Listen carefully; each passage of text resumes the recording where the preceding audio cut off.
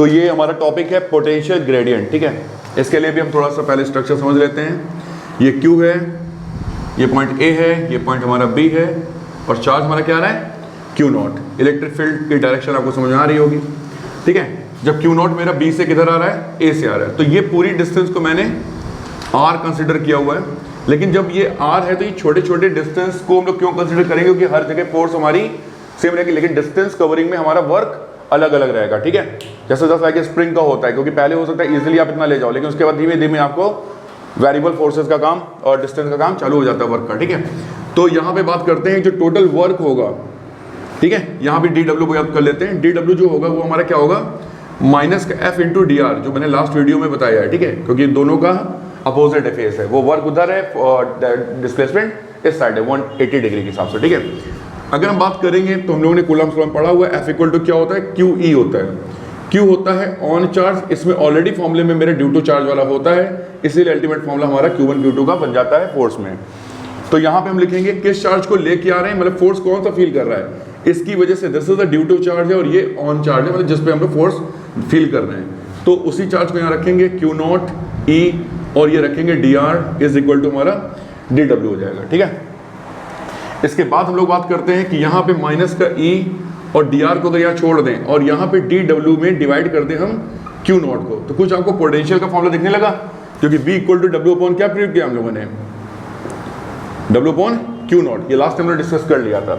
अच्छा थोड़ा सी बात कर लेते हैं यहाँ पे कि ये वाला यहाँ पे जो होगा वो क्या होगा, ज़्यादा पोटेंशियल होगा, इस पॉइंट पे क्या होगा, कम पोटेंशियल होगा। चाहो तो इसको टोटल यहाँ से V प्लस DV मान लो, इसको मान लें हम पूरा यहाँ से V, और अगर आपको इसका यहाँ पे पोटेंशियल V मानना है तो ये वाला पोटेंशियल कितना हो जाएगा, V माइनस DV, सॉरी ये वाला हो जाएगा V प्लस DV और ये पोटेंशियल कितना हो जाएगा V, थोड़ा सा ये ज़्यादा हो जाएगा। एग्जैक्टली गैप कितने का होगा, ये DV का, ठीक है। चाहो तो आप यहाँ बात कर लो V माइनस DV और ये बात कर लो यहाँ से V की, अब समझ में आ रहा होगा।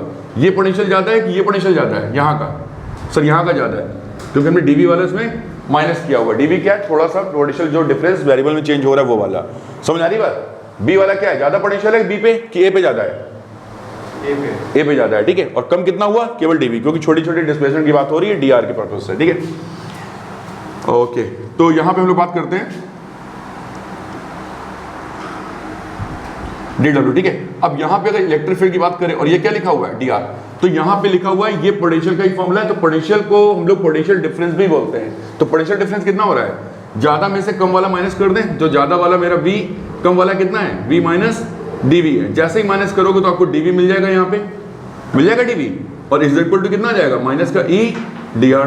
तो आप देख सकते हो E का फॉर्मूला हमारा बन रहा है DV अपॉन DR, और ये माइनस को भी इधर भेज सकते हैं। तो नाउ हम लोग बोल सकते हैं कि DV अपॉन DR मतलब पोटेंशियल का change with respect to distance, उसका negative rate is equal to होता है इलेक्ट्रिक फील्ड के बराबर, और इसी को बोलते हैं पोटेंशियल ग्रेडियंट। समझ आ रही बात, ये एक वेक्टर कॉन्सेप्ट जा रहा है, ठीक है। क्योंकि ये भी वेक्टर है तो ये भी हमारा क्या होगा, वेक्टर डायरेक्शन है, मतलब इस डायरेक्शन में इलेक्ट्रिक फील्ड है और उसी की डायरेक्शन में अगर DV अपॉन DR का नेगेटिव लेंगे तो वो दोनों हमारे बराबर होंगे। इसी को बोलते हैं पोटेंशियल ग्रेडियंट। हाँ भाई, अब बात करते हैं पोटेंशियल एनर्जी की। तो आपको पता है कि आपने वर्क किया है, एक्सटर्नल वर्क हुआ हो या फिर क्या हो, खुद का सेल्फ वर्क हो गया हो, वो दोनों ही वर्क उस सिस्टम में एक एनर्जी को स्टोर करेंगे। पता होगा एनर्जी हमारी कन्वर्टेबल होती है इस फॉर्म से उस फॉर्म में चेंज, ठीक है। तो यहाँ पे जो भी हम वर्क का फॉर्मूला निकाल रहे थे, ठीक है, जैसे प्लस का Q चार्ज है, वही बात कर लेता हूँ, ये A है, ये B है, डिस्टेंस है, आप Q0 को इस साइड से यहाँ पे लेके आ रहे हो तो वर्क कर रहे हो, ठीक है। तो वर्क का जो फॉर्मूला हमने निकाला था वो आपको पता होगा क्या था, उसमें हमारा 1/4 पाई एप्सिलॉन नॉट Q और Q0 और बीच में कितना था हमारा, ये R था। लास्ट टाइम हमने डेरिवेशन में बात कर रखी है इसकी, इसी में हमने Q0 को डिवाइड कर दिया था और हमको मिल गया था पोटेंशियल का फॉर्मूला, याद है। तो यही तो वर्क है, और इसी वर्क को क्या बोलेंगे हम, पोटेंशियल एनर्जी। क्या बोलेंगे, पोटेंशियल एनर्जी। अब ठीक है, ये तो एक छोटा सा सिस्टम है जिसमें केवल एक चार्ज है और दूसरे चार्ज को आप लेके आ रहे हो। एक बड़े से सिस्टम को हम बात करते हैं, उसमें क्या एनर्जी स्टोर होगी, ठीक है। तो उसके लिए सबसे पहले हम एक फेमस क्वेश्चन है बुक का, ट्रायंगल फ्रेम में।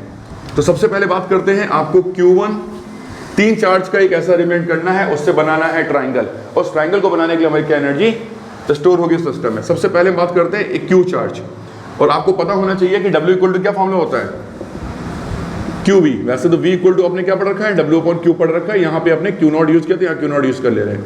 लेकिन V क्या है, मेरा पोटेंशियल डिफरेंस। क्या है ये, पोटेंशियल डिफरेंस। जहां पर भी पोटेंशियल डिफरेंस होगा वहां पे आप मल्टीप्लाई कर देना जिस चार्ज को लेके आ रहे हो, उससे हमें वर्क का पता चल जाएगा। लेकिन अगर बात होती है सर वहां पोटेंशियल होगा ही नहीं, तो क्या होगा, तो हमको वहां पे कोई वर्क करने की जरूरत नहीं है। तो खुद बताओ, ये अगर हम पहले किसी एक चार्ज को क्यू से लेके आएंगे, एक बात और बता दूं, ये अर्थ है, अर्थ पे पोटेंशियल डिफरेंस जीरो माना जाता है। क्या माना जाता है, जीरो। आप अर्थ को कोई चार्ज दोगे या अर्थ से कोई चार्ज निकालोगे, आपको कोई वर्क करने की जरूरत नहीं है, क्योंकि उसके बीच का पोटेंशियल डिफरेंस कुछ भी नहीं माना जा रहा है। तो पहला ये चार्ज है, इस चार्ज को अगर हम लेके आ रहे हैं तो हमें कोई भी वर्क करने की क्यों जरूरत नहीं पड़ रही है, क्योंकि यहाँ पे कोई अदर चार्जेस नहीं थे। अगर वो चार्जेस होते तो उससे ये अट्रैक्शन या रिपल्शन फील करता, तो पहले चार्ज को लगाने में कोई प्रॉब्लम नहीं है। ठीक है, तो यहाँ लिख लेता हूँ, पहला चार्ज आप लेके आए और इसके लिए आपने वर्क किया जीरो। क्यों जीरो वर्क किया है, क्योंकि आप चार्ज तो लेके आ रहे हो, लेकिन वहां पे पोटेंशियल हमारा कितना है, जीरो, इसलिए W कितना होगा, जीरो। ठीक है, ये डिस्टेंस है हमारी, इसको 1 चार्ज मान लेता हूँ, डिस्टेंस ये R 1 से 2 मान लेता हूँ। अब बात करते हैं सर, जब Q2 चार्ज को लेके आओगे, तो Q2 चार्ज को लेके आओगे तो यहाँ पे आपको वर्क करना पड़ेगा। तो वर्क कितना लेना पड़ेगा कि सर जो पोटेंशियल बनाएगा ये, और चार्ज लेके आएंगे हम Q2, तो ये यहाँ पे वर्क हमें करना पड़ेगा। अब बात करते हैं सर यहाँ पोटेंशियल कितना बनेगा, तो पोटेंशियल क्रिएट करेगा ये, तो ये कितना पोटेंशियल क्रिएट करेगा, formula 1/4 pi epsilon not Q1 upon R12।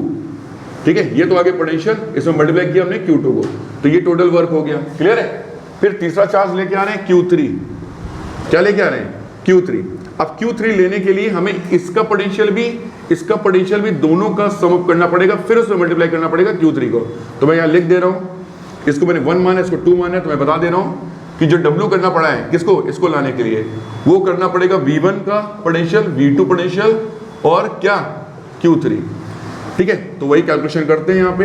ये डिस्टेंस मान लेते हैं R13, ये डिस्टेंस मान लेते हैं R2 से 3, 2 से 3। ठीक है, डायरेक्शन है, वेक्टर वगैरह डिस्टेंस में लगा सकते हो, डिस्टेंस दिखाने, डायरेक्शन दिखाने के लिए डिस्टेंस की Q2 चार्ज से।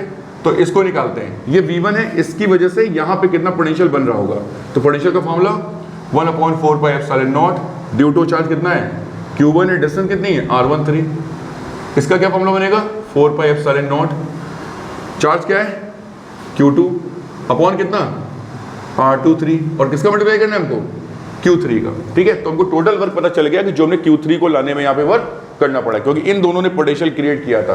पोटेंशियल के फॉर्मूले में केवल नीचे R होता है, R² नहीं होता है, ऊपर चार्ज जो रखा जाता है वो प्लस और माइनस के साथ रखा जाता है।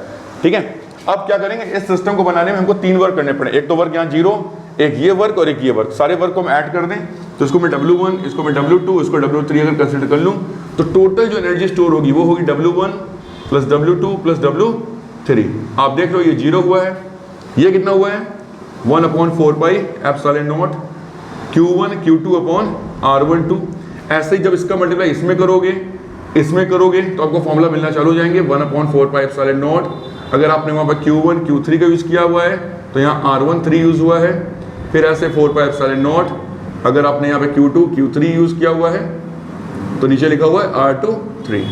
ठीक है, और फाइनल फॉर्मूला बन जाएगा, इसका कोई मतलब नहीं है, कॉमन भी ले सकते हो 4 पाई एप्सिलॉन नॉट, और क्या बनेगा हमारा Q1 Q2 upon R12, R1 से 2 की दूरी, Q1 Q3 अपॉन R1 से 3, और ये Q2 Q3 अपॉन R2 से R3, सॉरी 2 3, 2 से 3 के बीच की डिस्टेंस पर मेंशन किया हुआ है हमने यहाँ पे। ये टोटल पोटेंशियल एनर्जी बनके स्टोर हो गया है इसमें, क्योंकि हमने वर्क करा, हमारा वर्क इसमें जाके स्टोर हो गया। इसको बोलते हैं टोटल सिस्टम की एनर्जी।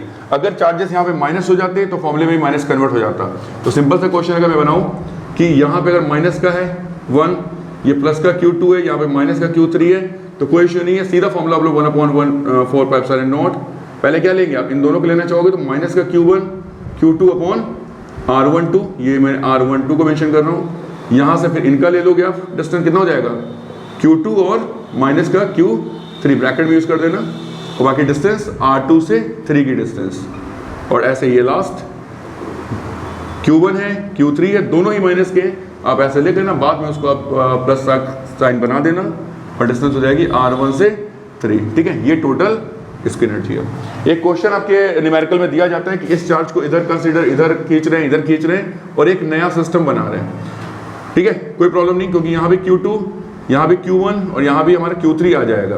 पहले की डिस्टेंस मान लो ये 10 दी गई है, ये डिस्टेंस 5 हो गई है, तो कोई प्रॉब्लम नहीं है। AB5 दी गई होगी, तो आप इसकी टोटल एनर्जी का फॉर्मूला लगाना, दोनों को माइनस कर देना, उसका जो डिफरेंस ही होगा वो डिफरेंस ही होगा जो हमें एक्स्ट्रा वर्क मतलब करना पड़ रहा है इस सिस्टम से इस सिस्टम को बनाने में। जैसे मान लो इस सिस्टम को बनाने में हमारा 10 जूल लग रहा है, इस सिस्टम को बनाने में 7 जूल लग रहा है, तो 3 जूल का वर्क करना पड़ गया हमको केवल इससे इस सिस्टम को बनाने में, ठीक है।